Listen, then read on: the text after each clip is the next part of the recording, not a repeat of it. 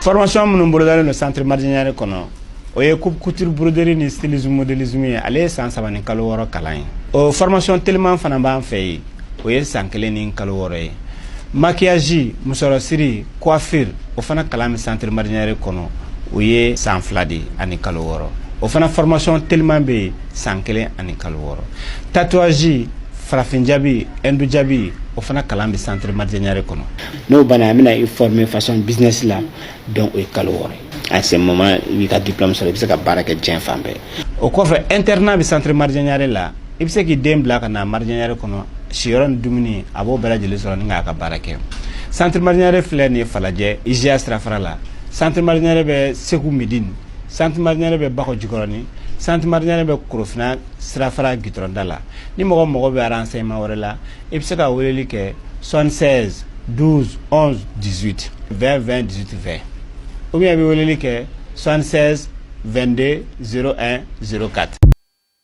Bi ye araba ye juye kalo tile 17 san 2025 aw minnu sɔgɔlen bɛ aw ka jabaranisow mandi la an ka foli b'aw bɛɛ lajɛlen ka kɛnɛ aw wagatiw cogoya ye an bɛ aw ladɔnniya k'aw ka kunnafoni wagati selen filɛ bakuruba kunnafoni na an ka fintigilakaw ye tɛgɛ kɛ binganikɛla maa 4 na hippodrome kɔnɔna la an da bɛna don o la fo ka taga se bakuruba kunnafoni na an ka fintigilakaw ye tɛgɛ kɛ binganikɛla maa 4 na hippodrome kɔnɔna la an da bɛna don o la fo ka taga se semaine nationale de la sécurité routière min baaraw bilalen bɛ sen kan nin wagati in kɔnɔna la yaasa ka dɔ bɔ an ka sirabakan kasaraw la an da bɛna don o ni a ɲɔgɔnna caman na ko kan kunnafoni olu bɛna lase aw ma aw bisimila hippodrome ni ale bɛ an ka sigida 2nan kɔnɔna la commissaire divisionnaire Yamadu Gumane ni a ka cɛdenw ye tɛgɛ kɛ binganikɛla maa 4 na minnu si b'a daminɛ san 25 la ka taa bila san 30 la ninnu ka baara tun bɛnnen bɛ ka bin maaw kan ka u bolofɛnw ka olu daragi ka bɔ u bolo a jirala ko nin wagati laban ninnu kɔnɔna la kɛrɛnkɛrɛnnenya ka daminɛ avril kalo la ka na juin kalo la san 2025 ko u ye bingani wale minnu kɛ o kɛra sababu ye u ka sefa wari miliyɔn 30 ɲɔgɔnna ka o minɛ ka bɔ jamanadenw na tɛgɛ kɛlen kɔfɛ u la an ka fintigilakaw ka ɲininkali kɔnɔna la u jɔra u ka jalakuu bɛɛ lajɛlen kɔrɔ u bɛ an ka fintigilakaw ka bolo kan nin wagati in na yanni u ka kiiri wagati cɛ wa an ka fintigilakaw ma dan o dɔrɔn ma u ye laraweleliw fana bila sen kan u dagayɔrɔ la a kɛra sababu ye u sera ka tɛgɛ kɛ moto 3 la u tun bɛ min ta ka taa bingani wale ta ka ɲɛsin maaw ma o kɔfɛ u ye a jira ko min ye marifa ye n'an b'a fɔ ma ko fusil de fabrication artisanale u ye tɛgɛ kɛ o caman na fo ka taga se marifa kisɛ 11 ɲɔgɔnna ani étui vide 2 u ye tɛgɛ kɛ o fɛnɛ na nin wagati in kɔnɔna ni cɛden ninnu bɛ an ka fintigilakaw bolo o hukumu kɔnɔna la commissaire Gumane ko k'a b'a ɲini jamanadenw bɛɛ lajɛlen fɛ k'an ka fanga fara u fanga kan yaasa u bɛ dan sigi ni maajugu ninnu ka waleyaw la cogoya min na ani an bolofɛnw bɛ se ka lakana cogoya min na. Semaine nationale pour la sécurité routière o baaraw daminɛna tɛnɛndon juillet kalo tile 14 san 2025 Maraga kaforo kɔnɔna la min kɛnɛ kan min y'an ministre des transports et de la sécurité ka ko direction maaw olu tun bɛ a kɛnɛ kan a jirala ko san 2024 kɔnɔna la min ye maa 7,670 ko olu de ye accident sɔrɔ an ka sirabakan sanfɛla la a kɛra sababu ye ka maa 682 ka olu bɔnɛ u ni na ɲinan sigi kɔnɔna la u ka kumasɛmɛ boli fɛn min kan o de ye dɔ bɛ se ka bɔ cogoya min na mɔbili boliko jugu la siraba sanfɛla la sabula a kɔlɔlɔ ka bon an ka ɲɛnamaya la kosɛbɛ u ye a jira k'u ma ni kumasen ta kosɛbɛ sabula ko sɛgɛsɛgɛliw ye a jira ko n'i ye sirabakan kasara n'i ye a danbɔ vitesse ta ko jugu la siraba sanfɛla la ko a tɔ b'i dɛn o hukumu kɔnɔna la u bɛ welewelemada kɛ ka ɲɛsin jamanadenw bɛɛ lajɛlen ma ko sariya ye fɛn min fɔ an ɲɛna an ka boli ka dan hakɛya min na ko an ka o waleya yaasa an bɛ se ka ɲɔgɔn ni makaran cogoya min na u ka nin lasigi kɔnɔna la u ye minɛnw di an ka fintigilakaw ma min bɛ kɛ sababu ye ka lakana wale ka o baara nɔgɔya u bolo cogoya min na an ka sirabaw sanfɛla la ani fana u ye a jira ko u bɛna fɛɛrɛw bɛɛ bila sen kan ka lasigiw kɛ yaasa ka jamanadenw an yɛrɛ ka waleya jugu bɛ se ka kɔlɔlɔ min lase an ka ɲɛnamayaw la ka olu da an tulo kan cogoya min baara ninnu bɛna to sen na fo juillet kalo tile 19 san 2025. yasa ka yurugu wale ka o kɛlɛ ka bɔ an ka jamana kɔnɔna la. An ka douane ɲɛmaayaso ye fɛɛrɛ bila sen kan min bɛna kɛ sababu ye ka baara kɛ jɛlenya kɔnɔna la ko u yɛrɛ ka baara ka o nɔgɔya u bolo. U ye a jira k'u ye nin hakilina in ta ka kɛɲɛ ni Madame Danbele Madina Sissoco ni ale y'an ka ministre des transports et des infrastructures ye. O min ka laɲini belebele ye yurugu wale o ka dabila ka bɔ an ka douane baarakɛlaw cɛ la ani fana ka kɛɲɛ ni an ka jamanakuntigi général d'armée Assimi Goïta ye laɲini min kɛ bɛɛ lajɛlen fɛ ni o ye ka yurugu wale ka o kɛlɛ ka bɔ an ka jamana kɔnɔna la. U ye a jira ko u bɛna bɔlɔlɔsira bila sen kan bɔlɔlɔsira min kɔnɔna la min ye an ka douane ɲɛmaayaso ni o ye Sidonia ani an ka direction générale des transports sigidolo maaw bɛna bolodi ɲɔgɔnma kɛ yaasa sɛbɛnfura min ni o yera an ka douane cɛdenw ka machine kɔnɔna la o ka ye direction générale des transports maaw sigidolo maaw fɛnɛ ka sɛbɛnfura kɔnɔna la yaasa yurugu wale olu bɛ se ka dabila cogoya min na an ka bolimafɛnw dédoyement baaraw kɔnɔna la. A jirala fana ko nafolo min bɛ sara a baaraw la a nafolo bɛna na sara siɲɛ kelen dɔrɔn de wa a tɛna na di maa si ma sabula u kɛlen bɛ ka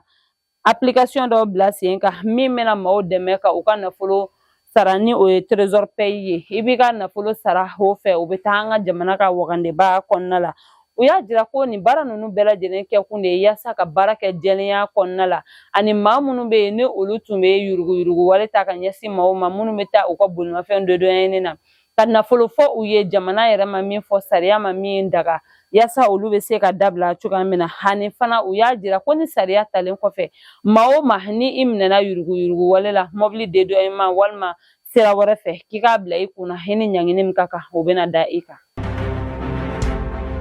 Juillet kalo tile 11 san 2025 an ka premier ministre général de division Abdoulaye Mayiga ye a wajibiya an ka jamana baarakɛlaw bɛɛ lajɛlen kan ko u ka sɛbɛnfuraw bɛ dilan da min na ko u ka a sɛbɛn ka a bila panneau d'affichage dɔ sanfɛ u ka bila u ka donda la wa k'u k'a bila yɔrɔ fɛnɛ na donda la yen maaw b'a ye yɔrɔ min k'a kalan. O laɲini kun tɛ dɔwɛrɛ ye yaasa min ye baara ye a bɛ se ka kɛ jɛlenya kɔnɔna la cogoya min na yurugu wale min ni o ko fɔra o bɛ se ka dabila ka bɔ jamana ka cakɛdaw kɔnɔna la. A jirala ko a ye nin sariya min ta nin ye ko nin bɛ a ka baara bolodalenw kɔnɔna la a kan ka min kɛ san 2025 ani san 2026 kɔnɔna la wa fana a y'a da jamanadenw fana tulo kan ko a ka nin laɲini belebele dɔ fana ye min ye jamanadenw ye u bɛ se ka danaya sɔrɔ cogoya min na jamana ka baarakɛlaw kan ani fana yurugu walew ka dabila ka bɔ an ka jamanaw kɔnɔna la. O kɔfɛ a ɲininen bɛ minisiri minnu fɛ olu ka baara in jateminɛ yaasa a ka don ba la cogoya min na yanni san 2025 laban cɛ olu ni a bɛna ɲɔgɔn ɲɛ kɛ yaasa ka se ka rapport ka o kɛ n'a sɔrɔ ni a ko kɛra cogoya min na a ka se ka ɲɛdɔn. Kabini ni marisi kalo la san 2025 an ka jamana ɲɛmaaw ye projet min bila sen kan ka ɲɛsin an ka kalan yiriwako ma ni o ye projet d'appui à la décentralisation de l'éducation au Mali ye. Maa minnu sugantira o baara la olu ka lajɛrɛ kɛra tarata don juillet kalo tile 15 san 2025 Azalaï hôtel Salamu kɔnɔna la Bamakɔ kɔnɔna la. Lajɛrɛ in tun ɲɛminɛlen bɛ Boubacar Dambele fɛ ni ale ye ministère de l'éducation nationale ka secrétaire général ye.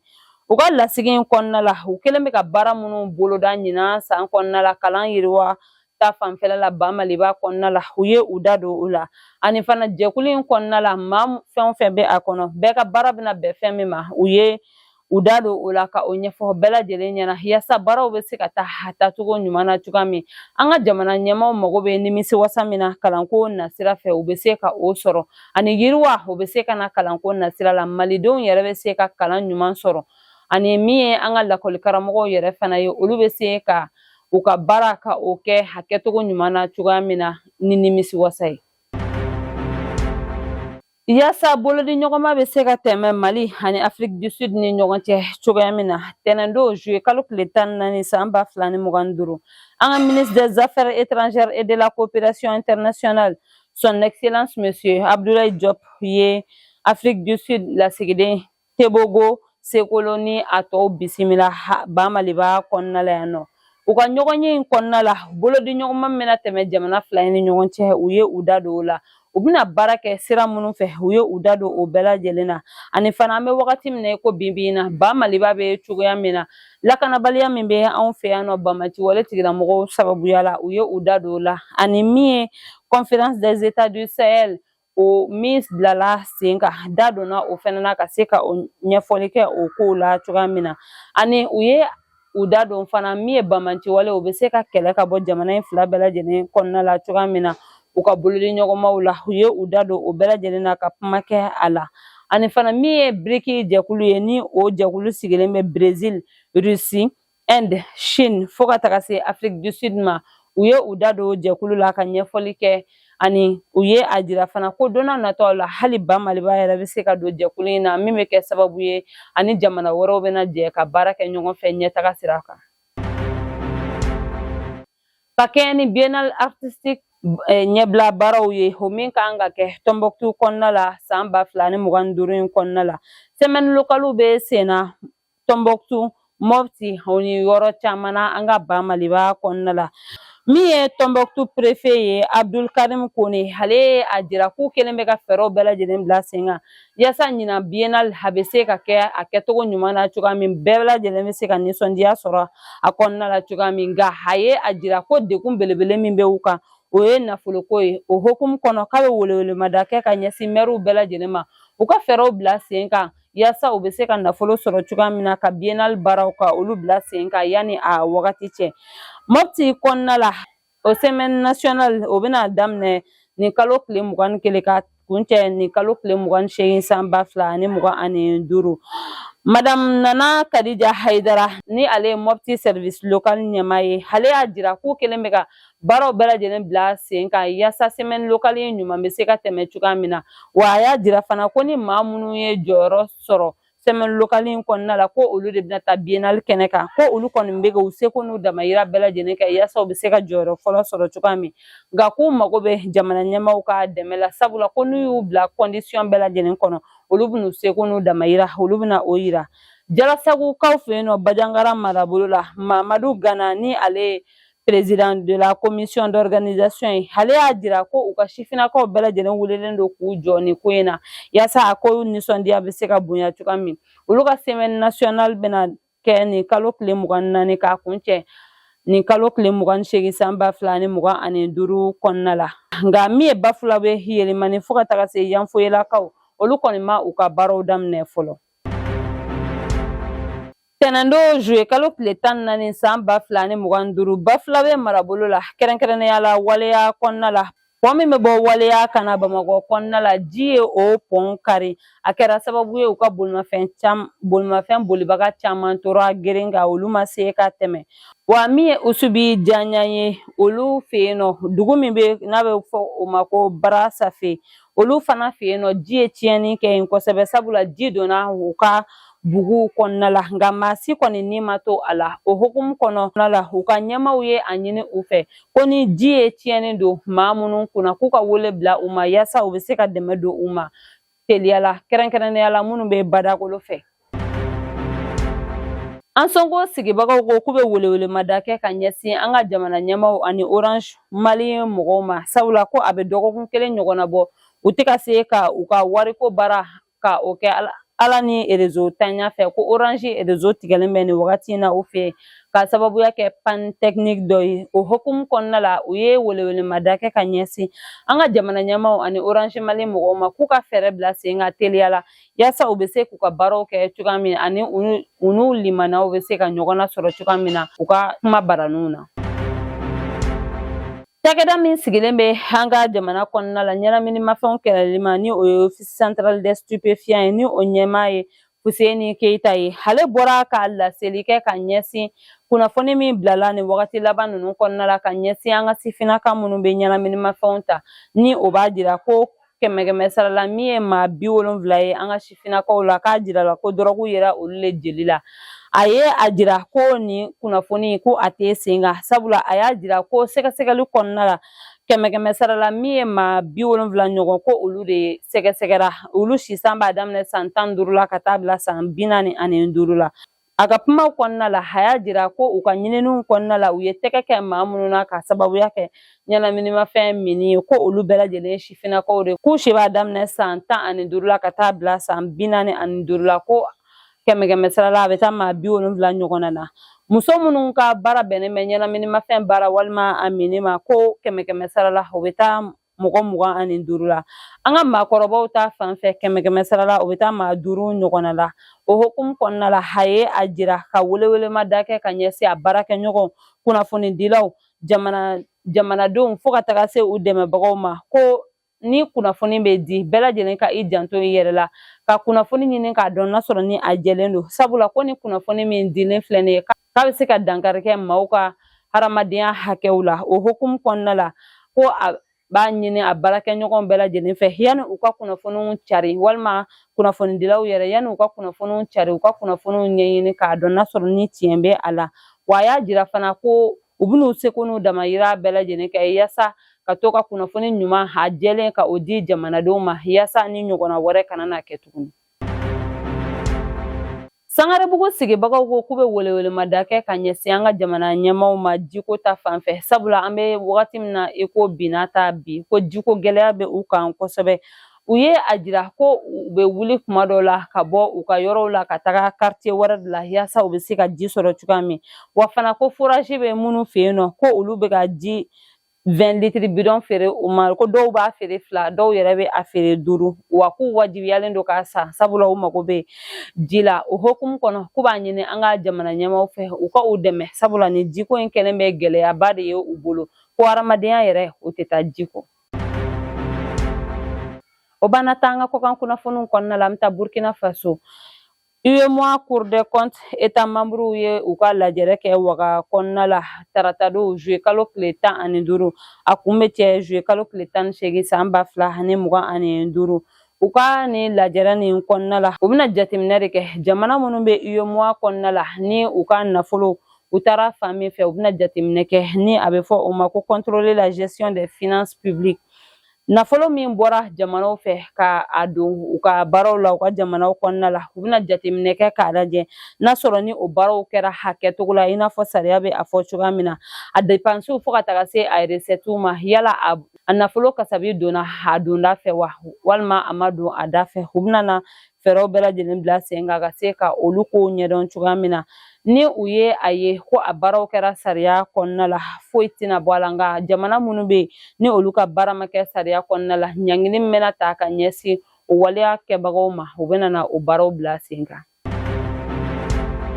N'an bɔra yen an bɛ taa Moritani kɔnɔna la Sénégal jamanaden minnu bɛ Moritani dugu kɔnɔna la olu ka jɛkuluba Fédération des associations et groupements des Sénégalais olu bɔra ka laseli kɛ k'a jira ko kunu araba juillet kalo tile 16 san 2025 ko u bɛna baara heure 48 baara bila kɛ k'a sababuya kɛ ko dankari kɛlen don u ka hadamadenya hakɛw la u ye a jira ko hali k'a sɔrɔ juin kalo tile 2 san 2025 min ye Sénégal ni Moritani ye u ye bolonɔbila kɛ sɛbɛnfura la yaasa min y'u ka carte de séjour sɔngɔ ka o jigin ka bɔ 6000 la ka na n'a a ye u ka wari 600 ɲɔgɔnna la nka hali k'a sɔrɔ o baaraw kɛra min ye FACSEM maaw ye ni o ye Sénégalkan ni jɛkuluba in ye olu ye a jira ko dankari kɛlen don u ka hadamadenya hakɛw la sabula ko min ye Sénégal jamanaden minnu bɛ Moritani kɔnɔna la ko dɔw bɛ taa minɛ f'u ka sow kɔnɔ dɔw bɛ minɛ u ka baarayɔrɔw la wa dɔw yɛrɛ bɛ minɛ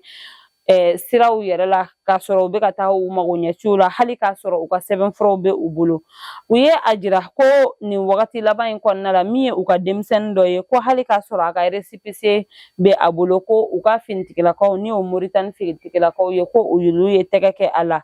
ko min ye Sénégal jamanaden dɔ fana ye ko o jiginnen kɔfɛ ka bɔ pankuru kɔnɔna la Nouakchott kɔnɔna la hali k'a sɔrɔ a ka titre de séjour fana bɛ a bolo ko u ye o fana minɛ wa fana ko min yɛrɛ kɛlen bɛ degun belebele yɛrɛ u bolo o de ye min ye o titre de séjour ninnu ye k'u ka finitigilakaw bɛ a minɛ k'a fara wa foyi tɛ bɔ a la o kɔfɛ u y'a jira min ye centre 2 ye ko olu dɔrɔn de bɛ carte de séjour di maaw ma Moritani kɔnɔna la ko o de bɛ a sɔrɔli sumaya o hukumu kɔnɔ u ye a welewelemada kɛ ka ɲɛsin Moritani jamana ɲɛmaa ma ko a ka fɛɛrɛw bila sen kan yaasa min ye u ka hakɛw ye o ka se ka bonya cogoya min u ka bila u ka hakɛw kɔnɔna la ko centre min ni o bɛ carte de séjour di dɔ ka fara o kan o kɔfɛ fana min ye u minɛli ye ka sɔrɔ u ka sɛbɛnfuraw bɛ u bolo danga sigi o la u ka jamana kɔnɔna la sabula u y'a jira ko min ye Moritani jamanaden caman olu bɛ Senegal kɔnɔna la wa olu bɛ ka u ka ɲɛnamaya kɛ hɛrɛ ni baden na u ka hadamadenya hakɛw bonyalen don ko olu ka hadamadenya hakɛw bonyalen bɛ cogoya min u fɛnɛ taw ka bonya o cogoya kelen na Moritani kɔnɔna la. Nin bɛ dan sigi an ka bi kunnafoniw na an tɛ sɛgɛn an tɛ ɲinɛ an b'an ka dibila baarakɛbagaw fo sabula o jɔyɔrɔ ka bon an ka baara in na an b'a fɔ k'Ala ka basigi sabati an ka jamana kɔnɔna la Ala ka sankɔrɔta di an ka finitigilakaw ma ni Ala m'an ka jɔnya jɔ an na an bɛ ɲɔgɔn sɔrɔ yan nɔ don wɛrɛ ka kunnafoni di aw ma ladiriya la shukran.